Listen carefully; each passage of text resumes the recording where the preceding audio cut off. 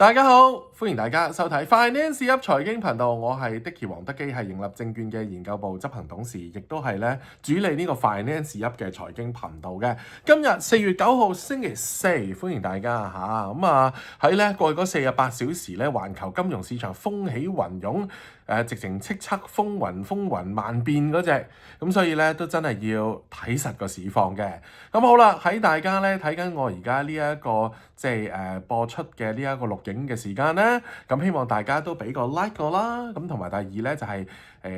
敬請大家訂閱我呢個 channel。咁訂閱咗撳個鐘掣之後咧，每一次有直播咧就會預先通知大家噶啦。咁仲有另一個重點就係咧，我嘅呢一個YouTube channel 咧係唔接受任何商業嘅廣告嘅贊助，特別係講緊咧呢一啲同衍生工具產品啊，即係交易所買賣產品有關嘅。咁所以咧呢個頻道係冇任何收入嘅。咁懇請大家咧可以訂閱支持啦。咁同埋咧亦都希望大家會訂閱我嘅 Patreon。咁我呢個 Patreon 咧就會將我全部喺香港咧各大報章平台咧網站撰寫嘅專欄咧都會共冶一爐。可以咧，大家一次過咧係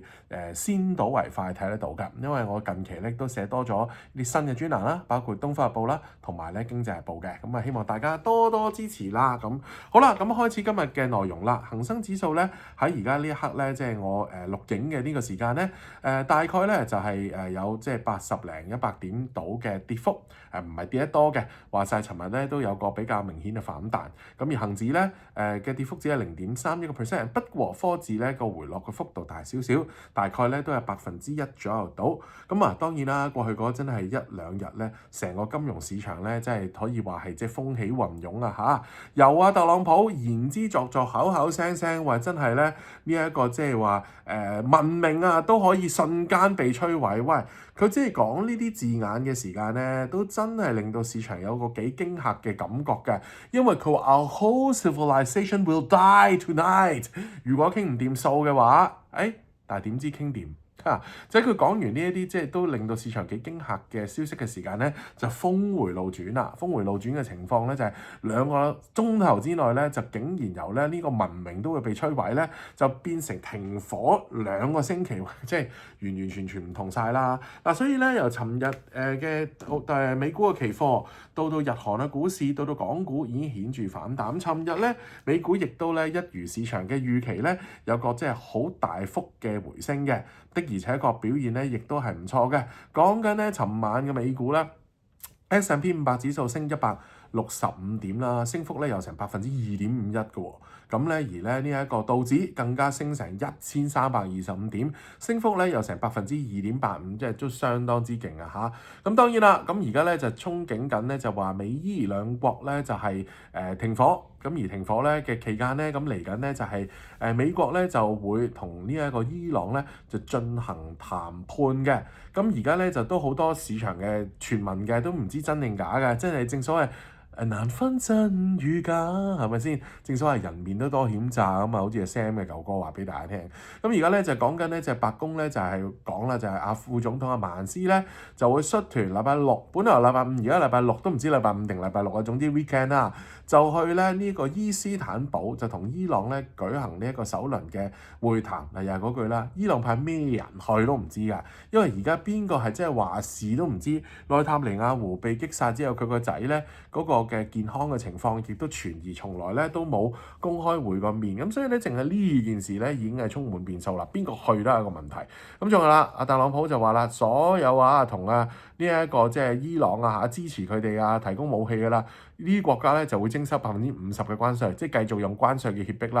啦。當然喺而家呢刻咧，呢個停火2個星期究竟行唔行得通咧，真係好難講，因為霍爾木茲海峽行唔行得通咧？即係而家都係一個變數。講咧就話呢2個星期嘅停火咧，霍爾木茲海峽咧就有限度通航，即係啲商船運油船可以過。咁但係咧而家伊朗方面咧就講啦，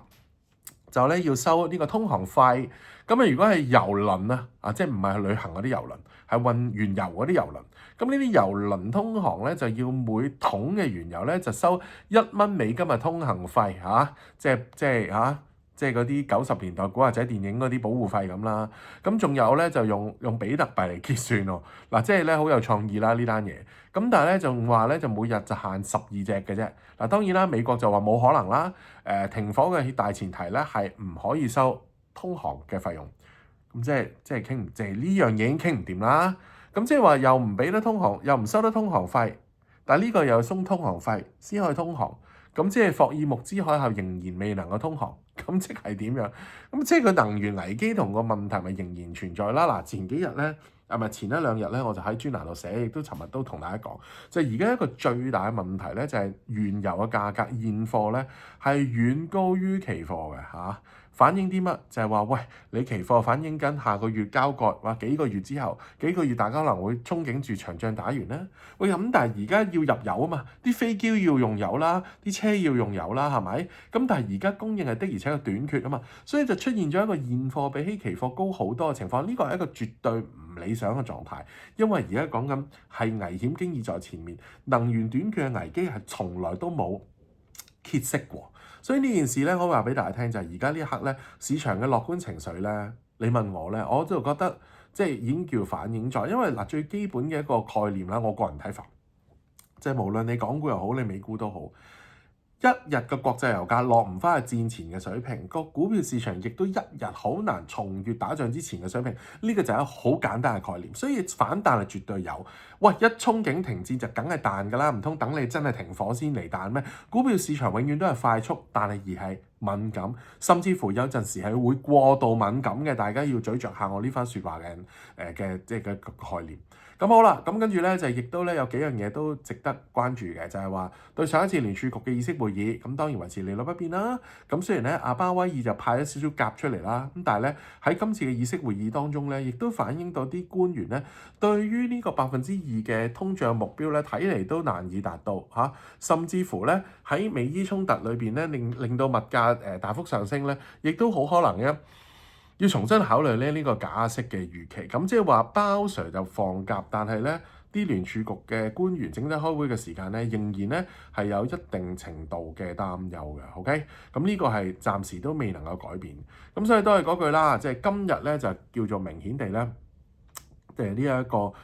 即係隨住國際油價喺再日前咧大幅回落成15% 之後咧，咁令到環球股市都係做好嘅。咁但係而家咧亦都有消息講啦，除咗你話就係現貨原油咧就係供應不足㗎，供應嘅短缺，有一個大幅嘅日價俾期貨市場一倒掛情況之外咧，咁而家咧就係內地啦，亦都向地方嘅煉油企業咧就增加一啲嘅所謂嘅原油即係原油入口嘅配額，即係話都驚佢哋唔夠使，俾佢哋買翻多些少。即係最簡單嘅概念就係咁嗱，所以咧喺呢一刻咧，亦都明白到就係當個股市大幅反彈之後，其實我唔會想話無以為繼嚟形容，但係經過尋日嘅反彈，亦都唔好忘記喺尋日急升，其實咧北水咧係明顯地咧有資金流走嘅，咁即係話咧大家都會覺得喂真係咧即係收夠籌就好走嗰種咁嘅情況。當然啦，尋日一夜咁樣夾上嚟咧。好多睇跌嘅啤啤啲紅證咧就即係死晒咁滯啦，啲街貨大幅咁減少啦，所以你話喂再夾上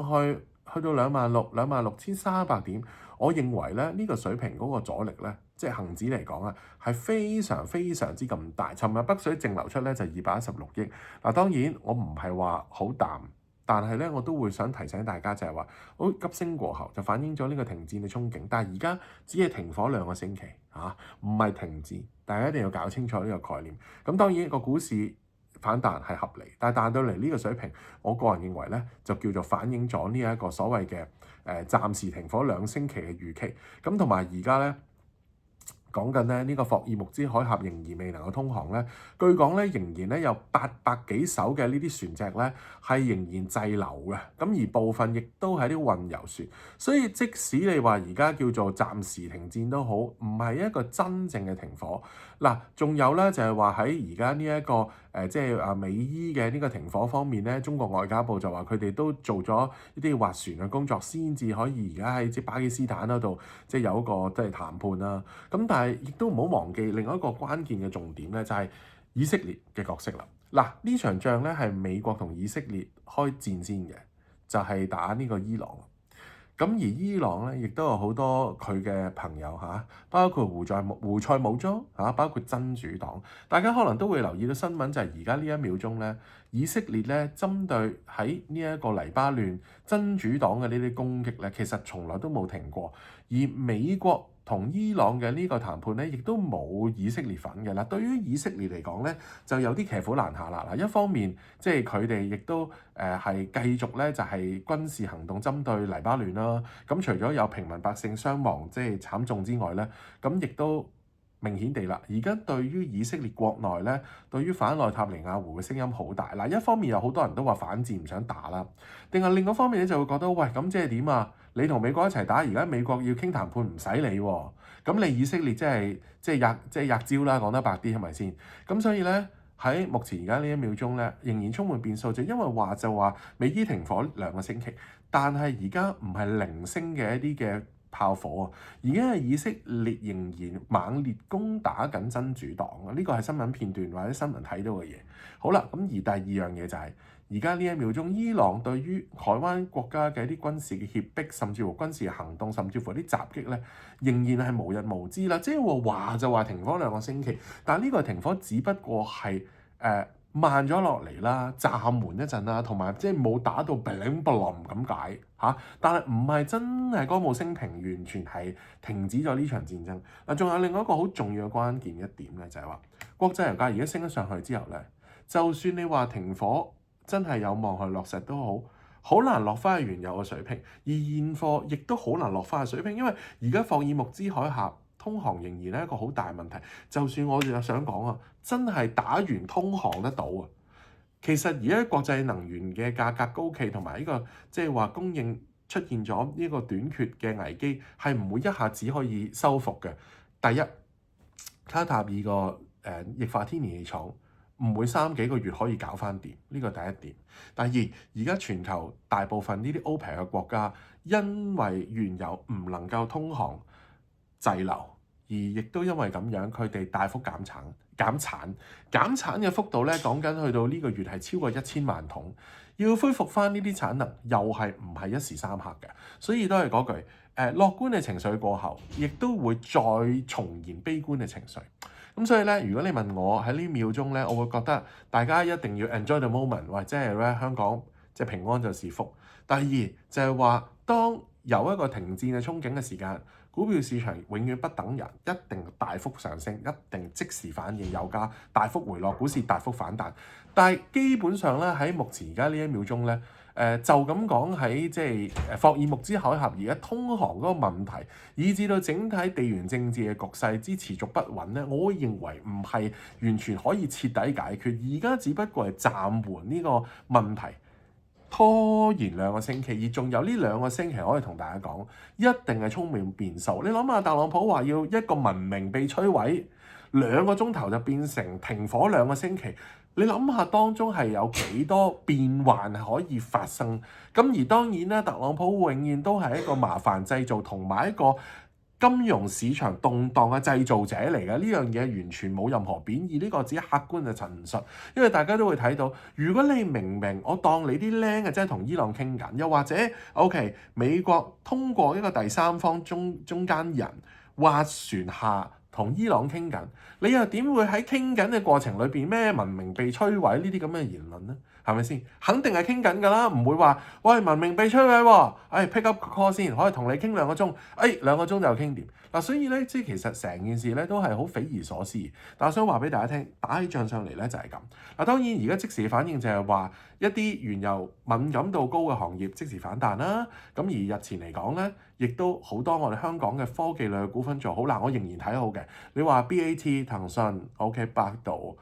阿里巴巴，我覺得絕對買得過。技術上底背馳乜嘢都出晒嚟㗎啦，絕對買得揸到年底係冇問題嘅。咁你話喂智譜啊、Minimax 啊、以至到即係逼印科技呢啲逼印，包括我推介過嘅呢啲人工智能產業裏邊嘅一啲由大模型啊、GPU 概念股份咧，我都睇好。但係問題係波動性會好大、好挫呢類，就唔係 buy and hold，你係要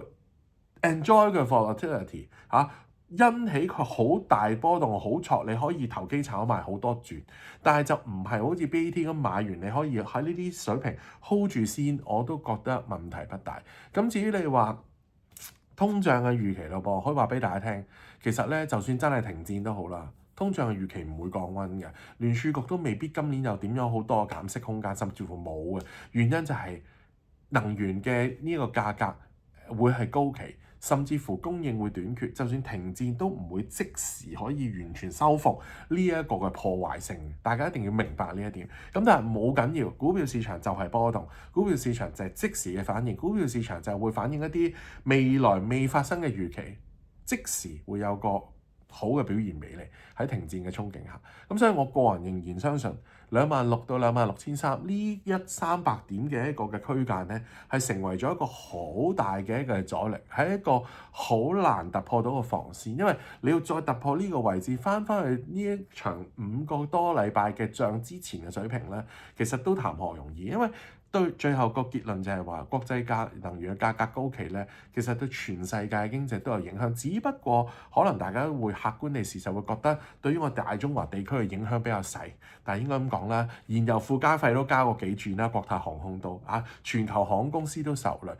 出行旅遊呢啲直接受到衝擊，但係航空油嘅價格比戰前升咗成倍，呢樣嘢大家唔可以唔記得嘅。咁所以即係短線嚟講咧，金融市場都係波動性好大，但係起碼好有信心講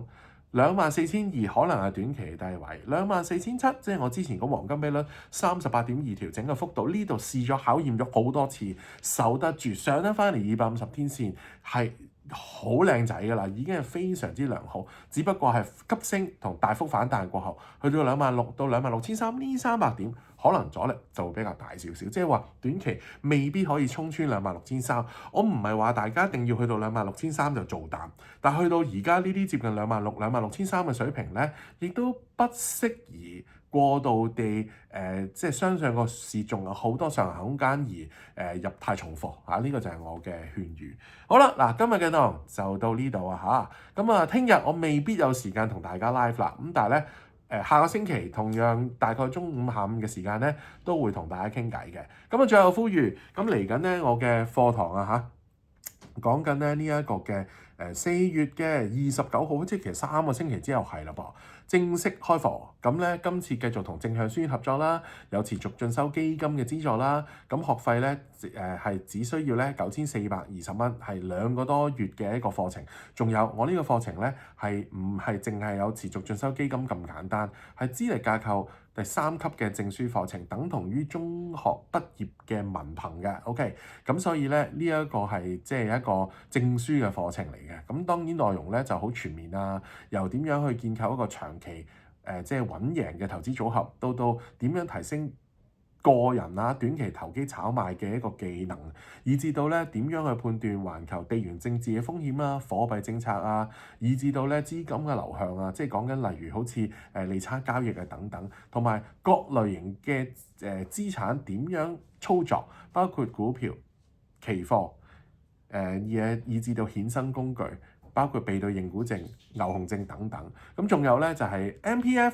我哋點樣去處理好咧？點樣通過 ETF 去進行長線投資咧？貨幣政策究竟係啲乜嘢嚟嘅咧？咁再加埋一個新嘅內容就係話，地緣政治風險點樣去評估，同埋當 VIX 指數國際油價飆升嘅時間，我哋要點樣去操作？咁呢啲咧都會成為內容。咁當然啦，而家股票市場可能係經歷咗好低迷嘅時間，有輕微嘅反彈，亦都係從長計議，甚至乎係重新整裝待發嘅好時機。咁所以希望4月29號嘅時間咧會見到大家。咁而家咧就呢一個網上班學費優惠5,000蚊咧，原本就完咗噶啦。但係咧我特別俾 Patreon 嘅同學仔 ，OK， 如果你係 Patreon 嘅網友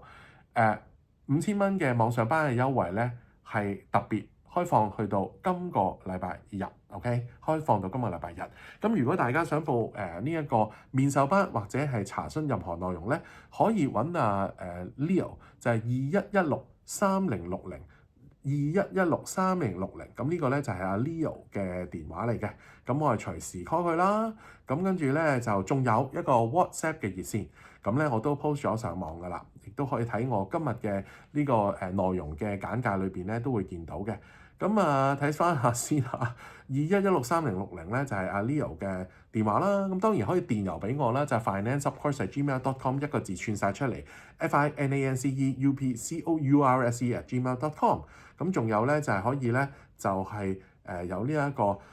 WhatsApp 嘅熱線66908090 WhatsApp 熱線66908090都可以查詢到嘅。好，今日內容到呢度，亦都預祝大家週五同埋週末愉快、平安又健康。下個星期一咧，我就會同大家 live 嘅啦，拜拜。